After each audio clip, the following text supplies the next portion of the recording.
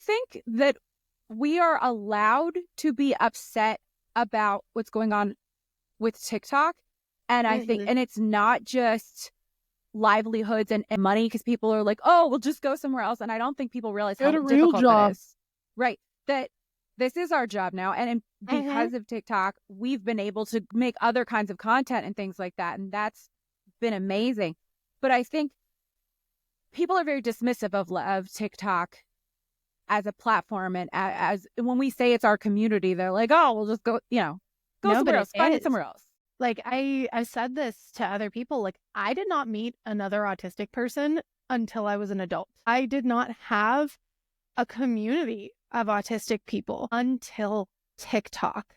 TikTok was what gave me community. Like I gained success as a content creator for my autism content, but what I really gained from it was a family. I've met so many autistic people who share my experiences, and I've met them through TikTok, and they've become my closest friends. And they're the only people that I can come to if I'm having a personal crisis. They're the only people, like my family doesn't even check on me the way that my TikTok friends check on me. We just had all of these fires in Los Angeles. Not one of my family members messaged me and asked me if I was okay. Every single one of my TikTok friends, so many of my followers who knew where I was living, were just sitting there spamming my comment section, asking me if I'm safe. That is a community. That is a family. We're allowed to mourn that. Yeah, I mean, we are best friends now because of TikTok. That's how we met.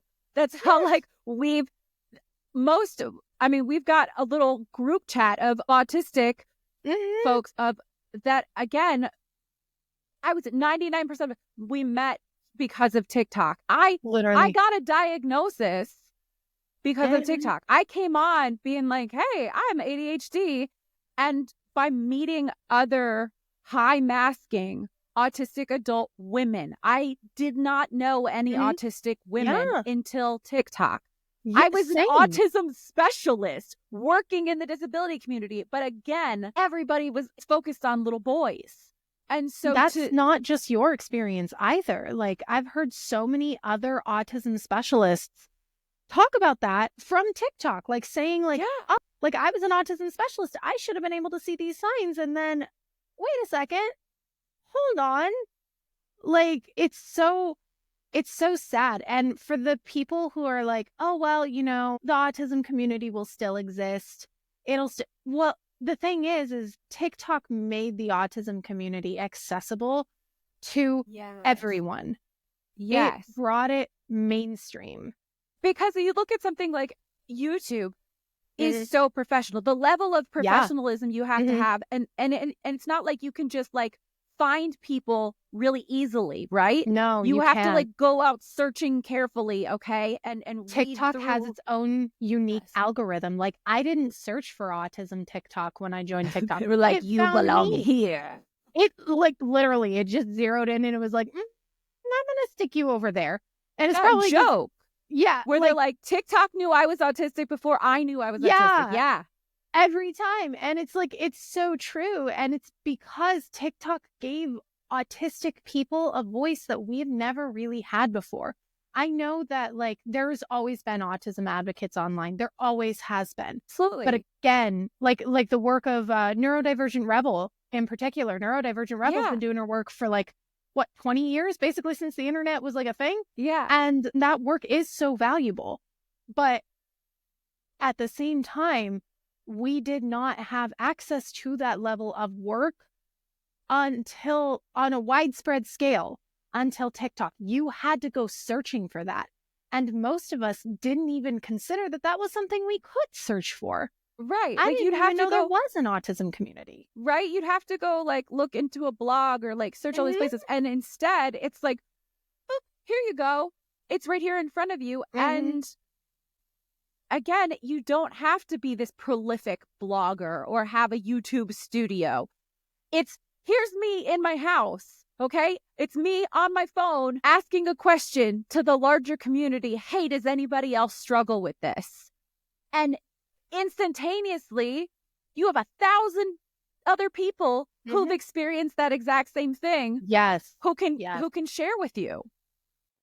Like I have learned so much from this app, and it, like, one of the things that I think is really undervalued is the level at which it gave power to higher support needs autistic people to be able to share their stories, because I knew nothing about the Judge Rottenberg Center. I knew nothing about their victims until they started talking on TikTok. Yeah. Because, like, it gave them a voice. To speech functions, the accessibility options that have been built into this app and are so easy to use and are right there on screen. Boop. You don't have to get a plug-in and stuff. That was always a thing. For a long time, there was this running joke that it was the TikTok voice. Okay. It was the vocalization that was particular to the app. But from the get-go, our friends who are typers and spellers were able to communicate with an audience through TikTok because they could type in something and it would read it to the rest of us. And even when I've been in positions where I'm experiencing verbal shutdown, because I've had days sometimes where it's like a days long verbal shutdown experience, I've still been able to share what is happening thanks to that feature. I've still been able to talk about it. The way it's given power for autistic people to show what it's like to have an autism meltdown. We're no longer seeing, I have not seen a recording of a child in an autism meltdown in so long, but I have seen autistic people share their meltdowns willingly. And it's from their own perspective, their own story, and not as a voyeuristic type thing. Exactly. And it's just, I am sad. I am going to miss this community. As much misinformation as there is on autism TikTok, I am still drastically going to miss the accessibility to new people who don't know that they're autistic. Because again, TikTok's algorithm works so much better for finding your community, for letting your community find you, honestly. Not even finding your community, letting them find you. Because with Instagram, you have to search for hashtags to follow in order to get that content. It doesn't just pop up. It doesn't just really remember what you like all that much. It's just you have to put in the work. You do. But TikTok made it so that the work would find you. Exactly. And there's so many professionals and super knowledgeable people that we've encountered. So many. We're Black Spectrum Scholar. For our podcast, we've realized we have all of these connections and friendships with therapists, with psychologists, with researchers because of TikTok. Those people didn't just fall into my lap on Instagram. No. And what's really funny, one of the people that we wound up interviewing on this podcast that we met through TikTok, I found out that she lives literally down the street from me. And she messaged me through TikTok literally yesterday and was like, "Hey, I heard you broke your arm. Do you have a sleeve for your cast?" And I was like, "No." And she's like, "I broke my arm in 2020. I'm going to drop it off for you this weekend." And I'm like, but that's a community. That's bringing that's real community in person. That's supporting each other. And TikTok did that in a way that Facebook and Instagram could never. And that is so sad for me to leave. And even if we weren't just talking about the community, even if we were talking about specifically losing monetization as content creators, we do so much work. We're allowed to be upset. I've seen so many disability advocates who are I think her username is Erin in a wheelchair or something like that. Content creation is the only accessible career for her, sharing her life. She's losing out on income now. How are we as disabled people supposed to supplement ourselves and pay our bills when we have just lost a job?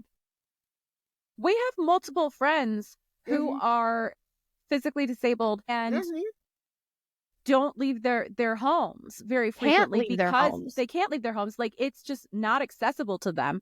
And so the TikTok community, them making videos and having it be put out there. Again, they don't have the setup for YouTube. They don't have like this professional stuff that TikTok gave them a social life and an income.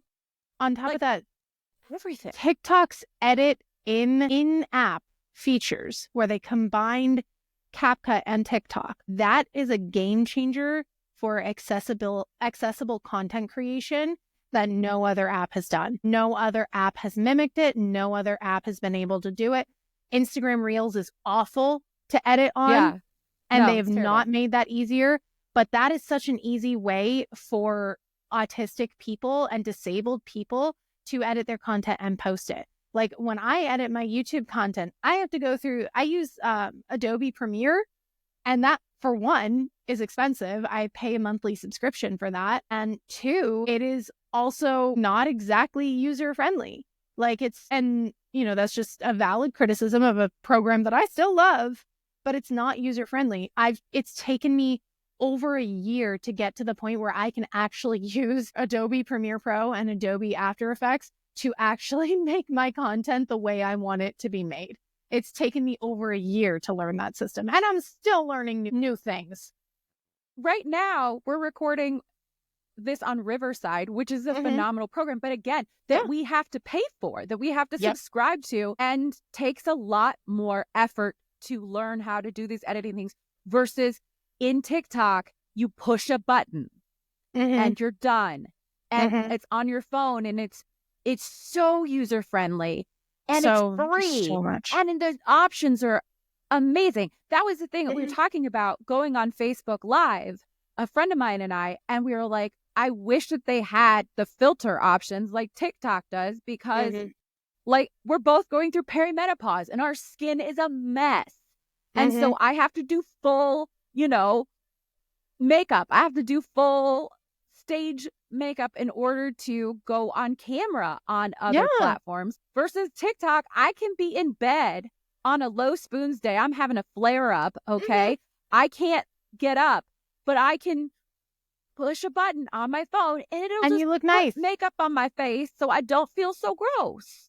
Like sometimes we only have, but I also think that folks don't realize like so many good, wonderful things have come out of TikTok. The music alone, the songs, the way they made accessible song creation for people, like independent artists. Yeah, like the Work with Artists program on TikTok has been amazing because that's a way to boost smaller artists. Chapel Roan got her start on TikTok. Chapel Roan, who is one of the biggest singers in the entire world right now. Like, honestly, I think she's like the next Taylor Swift. Like, I'm just going to say it right now. Her popularity started on TikTok. On TikTok. And what if, because TikTok is gone, we lose out on the next big artist? That's just what we will. It's heartbreaking. We're going to lose out on so many things. And I think that is something that society as a whole, the larger in general, doesn't realize, is that, like, especially for the US, for America, like, so much good is coming out of this app that will go away if you take us away. And I mean, it's just like, there's so many layers. It just is so not well thought out. This was a complete smear campaign. It's propaganda. It's just so frustrating. Devastated by it. I'm devastated. I am. And we're grieving. Even me, where I've diversified my platforms and I've gone to other places. Same. Because I was afraid of this happening. And also, just, by the way, there's a need out there in the world. There's a need on other platforms for our experiences, for the information that we are providing on TikTok. Like, people in other places need to hear that too. Okay. Like, the world is bigger than TikTok. I need to say that at first, but this is where we got our start. This is where we made our friends. This is where everything. This is where we've made the most connections with anybody. Like, again, we've built a community here, and we're mourning that loss. We are mourning the loss of that community. And it's sad. It is. And I obviously don't appreciate it. Like, it honestly, it pisses me off that people are brushing it off like it's nothing, or people are saying, oh, well, just go to Red Note, you guys. Like it doesn't work like that. Like, it doesn't work like that. So, like, people can be upset with me. I'm not going to Red Note. yeah. And there's a lot of reasons for those of us, Yeah. again, who are content creators. This isn't just like a hobby where we, you know, try to be funny. Like, this is my we job. need to go, This is my we life. need to go where we can help the most people and where the audience already exists. Like, even if I did go to Red Note, I would have so much trouble there as an autistic person giving information about autism, specifically because I don't have the cultural context of Chinese people and of Chinese culture to be able to educate them on what autism looks like for them. Because that's a big thing in the DSM, which is, our conversation for today. That's a big thing. It's such a culture shock. I taught English to Chinese students. I was in contact with Chinese families all the time. Like, this was my favorite job I ever had, was teaching English and other subjects in English to Chinese families. And I will say there's a huge cultural divide, huge. And I don't think that people also realize is that the Chinese government does not want Western influence on their population at large. And so they will they shut down things, and they can do it easily. The way our government is going to, is try to shut down TikTok is banned in their country. They will shut down Red Note for if too many Americans get on there. Like, there's just, anyway. The point is that we will miss TikTok. I'm hoping to God it stays. I don't know, but if it gets bought out by other people, it's going to change it. Like, I think there's just going to be grief in different ways, and I'm going to miss the app in its original, entity a lot, and the original community that was built a lot. Same.